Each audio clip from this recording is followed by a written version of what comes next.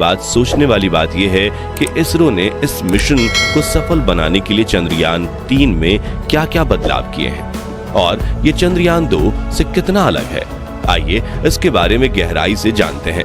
साथियों, इंडिया ने 14 जुलाई की दोपहर इतिहास के पन्नों में एक नया चैप्टर जोड़ दिया है। देश के सबसे इंपॉर्टेंट मिशन चंद्रयान 3 पर सिर्फ भारत ही नहीं बल्कि पूरी दुनिया की नजरें टिकी हुई हैं। इस बार का मिशन देश के लिए और भी खास बन चुका है, जो कि फ्यूचर में चांद पर नई रिसर्च को लेकर भारत के लिए नए दरवाजे खोलने का काम करेगा। इस मिशन के लॉन्चिंग के बाद इसरो ने चंद्रयान 3 की पहली ऑर्बिट मनूवरिंग सक्सेसफुली पूरी कर ली है, यानी कि उसका पहला ऑर्बिट बदल दिया गया है और बहुत ही एक्यूरेट तरीके से चंद्रयान 3 अपने मिशन की तरफ बढ़ रहा है। लेकिन चंद्रयान 2 के फेल होने के बाद हर कोई जानना चाहता है कि चंद्रयान 3 उससे अलग कैसे है और इसमें क्या क्या नए बदलाव किए गए हैं। तो असल में चंद्रयान 3 खास कंपोनेंट के साथ बना है, जिसमें से एक लैंडर, एक रोवर और एक प्रपल्सन मॉड्यूल शामिल है। चंद्रयान 2 की बात करें तो उसमें प्रपल्शन मॉड्यूल नहीं था और उसकी जगह एक ऑर्बिटर शामिल किया गया था। अब चंद्रयान 3 में ऑर्बिटर को शामिल ना करने का मतलब यह हरगिज नहीं है कि इस मिशन के लिए उसकी जरूरत नहीं है, बल्कि इसका रीजन ये है कि चंद्रयान 2 मिशन के दौरान उसका ऑर्बिटर सक्सेसफुली चांद के ऑर्बिट में पहुंच गया था और वह आज भी सही कंडीशन में वहां चक्कर लगा रहा है। ऐसे में चंद्रयान 3 मिशन के दौरान उसी ऑर्बिटर का इस्तेमाल किया जाएगा। अब सवाल यह है कि आखिर प्रपल्शन मॉड्यूल को चंद्रयान 3 में क्यों इंक्लूड किया गया है और इसका क्या काम है। तो असल में प्रपल्शन मॉड्यूलर स्पेसशिप को चांद के ऑर्बिट तक ले जाने का काम करेगा। इसके बाद लैंडर यूनिट इससे डिटैच होकर चांद की सतह पर लैंड करने के लिए और बढ़ जाएगा। वहीं प्रपल्शन मॉड्यूल ऑर्बिट में रहकर ही चांद की परिक्रमा करेगा। इसके अलावा ग्राउंड कंट्रोल और लैंडर के बीच कम्युनिकेशन के लिए भी ये रिले का काम करेगा। अब अगर आप इस प्रपल्शन मॉड्यूल के स्ट्रक्चर पर नजर डालें तो इसे एक चौकोर डब्बे के रूप में डिजाइन किया गया है। इसकी एक साइड पर सोलर पैनल लगा है जो कम्युनिकेशन सिस्टम और ऑन बोर्ड कंप्यूटर को पावर करने में इस्तेमाल किया जाएगा।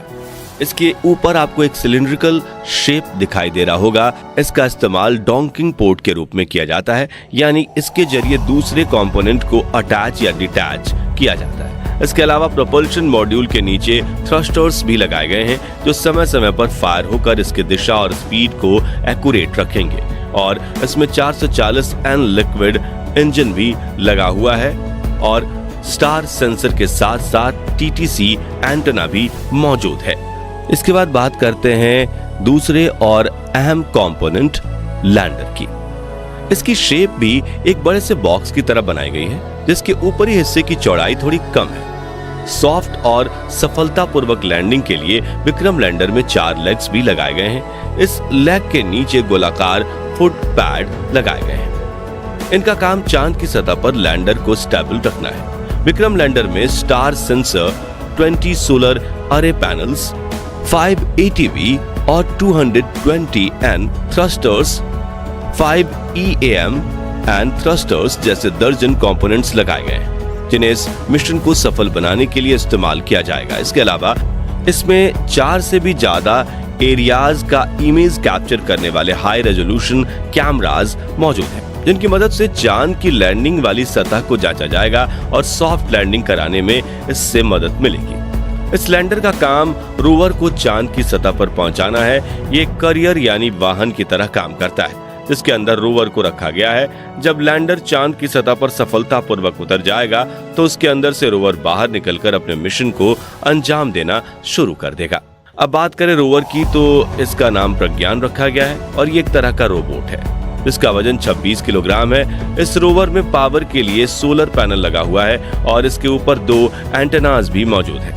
इसमें कई सारे न्यू कैमरास लगाए गए हैं जो चांद की सतह की तस्वीरों और वीडियो कैप्चर करने का काम करेंगे। इसके अलावा electronic box, thermal cover, wheels और कई तरह के कई सारे कंपोनेंट्स ऐड किए गए हैं जो इसे एक स्मार्ट रोबोटिक रोवर बनाते हैं। साथ ही आपको ये भी बताते चले कि इसरो का पहला रोबोटिक रोवर है जिससे काफी रिसर्च और एक्सपेरिमेंट के बाद बनाया गया है और खास तौर से चंद्रयान 3 जैसे इंपॉर्टेंट मिशन पर भेजा गया है।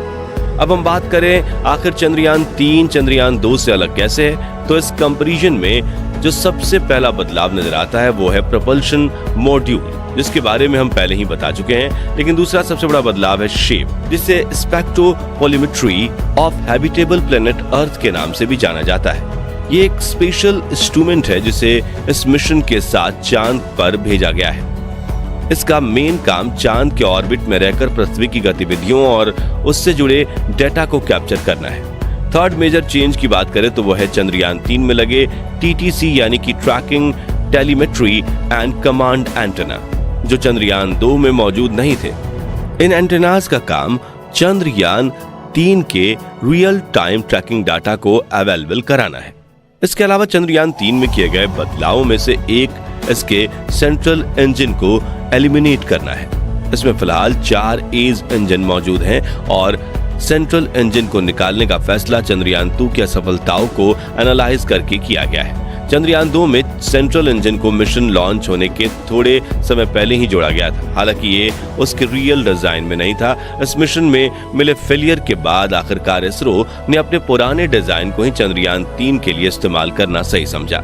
चंद्रयान 3 को ले जाने के लिए रॉकेट को भी बदला गया है। दरअसल चंद्रयान 2 की बात करें तो इसके लिए GSLV Mk-111 रॉकेट का इस्तेमाल किया गया था, वहीं चंद्रयान 3 के लिए LVM-3 रॉकेट का यूज किया गया है और GSLV Mk-111 रॉकेट से भी काफी ज्यादा पावरफुल और एडवांस है ये।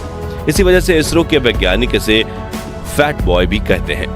वहीं काफी लोगों ने इससे बाहुबली रॉकेट भी नाम दिया है। ये तो हुई कुछ मेजर चेंज की बात, लेकिन क्या आपको पता है कि चंद्रयान 3 की स्पीड कितनी है? असल में लॉन्च के वक्त इसकी रफ्तार 1627 किलोमीटर पर आवर थी। साथ ही 108 सेकंड के बाद ये स्पेसक्राफ्ट 45 किलोमीटर की ऊंचाई पर पहुंच गया और वहां पहुंचने पर इसके लिक्विड इंजन ने काम करना शुरू कर दिया, जिसके चलते इसकी रफ्तार बढ़कर 6437 किलोमीटर पर आवर हो गई। 62 किलोमीटर की ऊंचाई पर पहुंचने के बाद जब बूस्टर रॉकेट से अलग हो गए तब चंद्रयान की रफ्तार 7000 किलोमीटर पर आवर हो गई थी। क्रायोजेनिक इंजन के इस्तेमाल के समय इसकी स्पीड का अनुमान लगभग 36,000 किलोमीटर पर आवर लगाया जा रहा है। चंद्रयान 3 देश की उम्मीदों को लेकर उड़ान भर चुका है और अब इंडिया सहित पूरी दुनिया की नजर इसरो और चंद्रयान 3 पर है। अगर सब कुछ प्लान के अकॉर्डिंग ही आगे बढ़ता है तो अगले ही महीने यानी अगस्त में हमारा चंद्रयान 3 चंद्रमा की जमीन पर उतरकर उसे चूम रहा होगा और पूरी दुनिया के न्यूज चैनल्स पर इसकी सफलता की कहानी ब्रॉडकास्ट हो रही होगी।